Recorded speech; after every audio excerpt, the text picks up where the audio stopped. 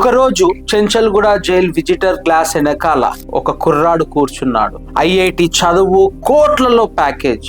ఏడ్చుకుంటూ ఒక మాట చెప్పిండు. ఆ మాట విన్న తర్వాత ఒక్క నిమిషం ఊపిరాగిపోయినంత పని అయింది. అది నాలుక మీద పెట్టుకోగానే సార్ ప్రపంచం ఆగిపోయింది.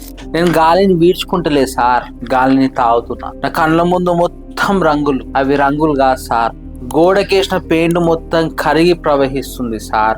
అక్కడ సమయం ఉండదు. ఒక్క నిమిషం 1000 సంవత్సరాలతో సమానం. ఆ 6 గంటలు సార్, నేను మనిషినే కాదు సార్, నేను ఒక నక్షత్రాన్ని.